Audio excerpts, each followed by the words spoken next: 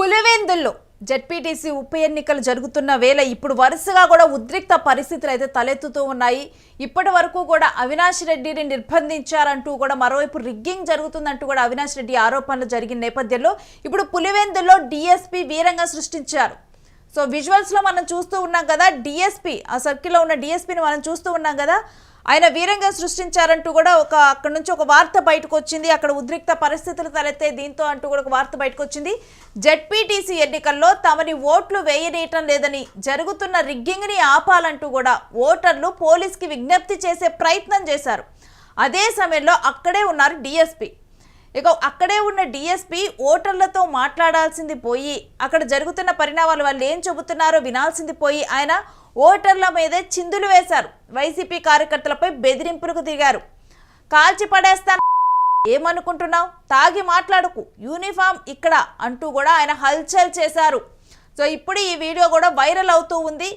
ఎందుకంటే డీఎస్పీ హోదాలో ఉన్న వ్యక్తి అవతల వాళ్ళు కంప్లైంట్ చేస్తున్నప్పుడు ఓట్ రిగ్గింగ్ జరుగుతుంది, మమ్మల్ని ఓట్లు వేయనట్లేదు అన్నప్పుడు అక్కడ జరుగుతున్న వాస్తవ పరిస్థితులను కానీ వాటిని కానీ దృష్టిలో ఉంచుకొని వారితో మాట్లాడాల్సింది పోయి ఇక్కడ యూనిఫామ్ కాల్చి పడేస్తాను, తాగి మాట్లాడకు అంటూ కూడా ఈ విధంగా దురుసుగా కూడా మాట్లాడటం జరిగింది. ఇక అక్కడే ఉన్న వేరే పోలీస్ అధికారులు వాళ్ళు అక్కడ ఉన్న వాళ్ళని ఇక పంపించేస్తూ ఉన్నారు.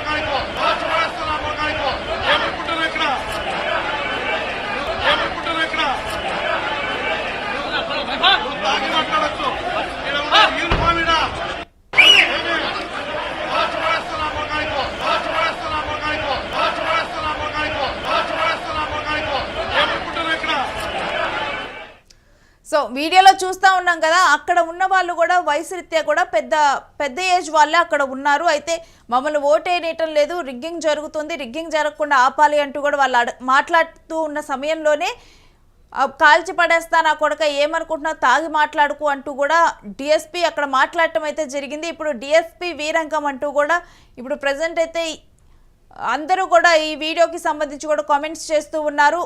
మరోవైపు పులివెందులో ఇప్పటి నుంచి ఇవాళ మార్నింగ్ నుంచి పరిణామాలు చూస్తే కనుక ఆల్రెడీ కూడా టీడీపీకి సంబంధించిన నాయకుల్ని హౌస్ అరెస్ట్లో ఉంచారు. మరోవైపు వైసీపీకి సంబంధించిన నాయకులను కూడా హౌస్ అరెస్ట్లో ఉంచారు.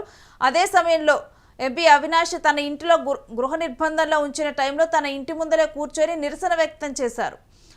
ఆ తర్వాత గత కొంత టైం క్రితమే ఆయన తన కార్యాలయానికి వెళ్ళటం జరిగింది. ఆయనతో పాటు ఆయన పెద్ద ఎత్తున కూడా వైసీపీ శ్రేణులు కూడా ఉండటం జరిగింది.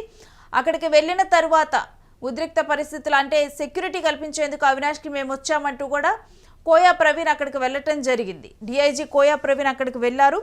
వెళ్ళిన తర్వాత లోపలే అవినాష్ రెడ్డి తలుపేసుకున్న దృశ్యాలను మనం చూసాము. ఆయన బయటికి రాలేదు. ఇక కోయా ప్రవీణ్ అతన్ని లోపలే ఉంచి ఆయన కూడా అక్కడే ఉన్న పరిస్థితి నెలకొని ఉంది. సో ఇలాంటి సిచ్యువేషన్స్ అక్కడ కొనసాగుతూ ఉన్నాయి పులివెందుల్లో జెడ్పీటీసీ ఉప ఎన్నికల్లో. మరోవైపు దీనికి ముందర ఉప ఎన్నికకు ముందలే ఓట్ల షిఫ్టింగ్ అంశం కూడా ఒక్క ప్రాంతం నుంచి మరో ప్రాంతానికి ఓట్ల షిఫ్టింగ్ అయితే అక్కడ అంత దూరం వెళ్ళి వచ్చేసరికి మాకు సేఫ్టీ ఏంటి, ఎందుకంటే ఉద్రిక్త పరిస్థితుల నడుమ డెఫినెట్గా కూడా గొడవలు జరిగితే ఓటర్స్ బయటకు రావడానికి కూడా భయపడతారు అంటూ కూడా అక్కడ ఉన్న గ్రామస్తులు ఇన్నాళ్ళు మేము ఇదే ఊర్లో ఓట్లు వేసిన మేము ఇప్పుడు పక్క ప్రాంతానికి వెళ్ళి ఓట్లు వేయాల్సి వస్తుందంటూ కూడా అక్కడ ఓటర్స్ కూడా మాట్లాడటం జరిగింది.